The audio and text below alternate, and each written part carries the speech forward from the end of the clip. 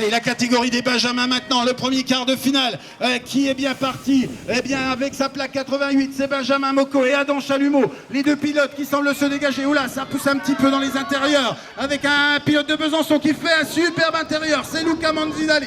Luca Manzinali en 3 ou 4e position, puisqu'en tête, on retrouve toujours Benjamin Moko, la 2e place d'Adam Chalumeau, la 3e place de Luca Manzinali est en 4e position. Eh bien, il me semble que c'est Paul Kerber, également du club de Vesoul, alors que le pilote du Racing Club Franier, Raphaël Dola, est venu se mêler lui aussi à la bagarre. Dernière ligne droite, c'est bien Adam Chalumeau qui va s'imposer, Luca Manzinali 2, et la 3e et 4e place pour Vesoul. Les Benjamins toujours pour leur quart de finale avec Bastien Clicotto et Sven Fischer dans les intérieurs. C'est très bien sorti pour ces deux pilotes. Allez, on va surveiller la 3e place à la sortie du virage. C'est pour Vesoul, cette 3e place. Nolan Jardon sans aucun doute qui est venu se positionner. Sven Fischer en tête, Bastien Clicotto 2, Nolan Jardon 3 et la 4e place avec sa plaque 01. C'est Matteo Trusso. Matteo Trusso sous la menace notamment de Gaspard Preto, le Bisontin qui tente de revenir par les intérieurs. Est-ce qu'il va y parvenir? Le pilote de Besançon qui prend l'ascendant peut-être dans ce dernier virage pour aller arracher la qualif. Attention, il y a Strasbourg également. Elliott Nozel qui pousse fort, Gaspard Preto.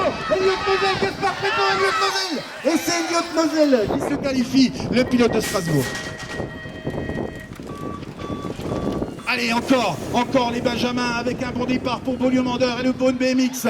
Alors, est-ce que c'est Elliott Gojard qui va parvenir à prendre l'avantage ou Tom Bailly-Huard? Eh bien, c'est, il me semble, Tom Bailly-Huard pour Beaulieu-Mandeur en première position. Elliott Gojard à la 2e place. La 3e position, c'est encore Romain Vivant de Beaulieu-Mandeur. Et pour la 4e place, on tente de conserver cette place avec Schwenheim, mais c'est bien passé. C'est bien passé pour Solon-la-Chapelle avec notamment Gabin Minot qui est venu chercher la 4e place et sans doute la qualification pour les demi-finales. Dernière ligne droite avec la victoire de Tom Bailly-Huard, la 2e place de Elliott Gojard, la 3e position de Romain Vivant et la 4e place.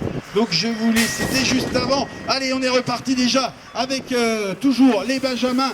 Le dernier quart de finale, Enzo Pizagalli, Thibaut Netzer. Ce sont les deux pilotes qui ont pris l'avantage. On va retrouver également un Bisontin, là en 5e position pour l'instant, c'est Léo Froidevaux. Allez, toujours la même lutte en tête avec pour le moment Enzo Pizagalli en tête. Thibaut Netzer 2, la 3e place pour Esteban Valli. Et pour la 4e place, eh bien, ça se joue entre Vesoul et Besançon, et notamment pour le club de Vesoul, peut-être Gabin Mougin. Il me semble que c'est lui qui est en 4e position. Est-ce que Léo Froidevaux va parvenir à produire son effort dans la dernière ligne droite? Il tente de revenir par les extérieurs. Léo Froidevaux qui est passé.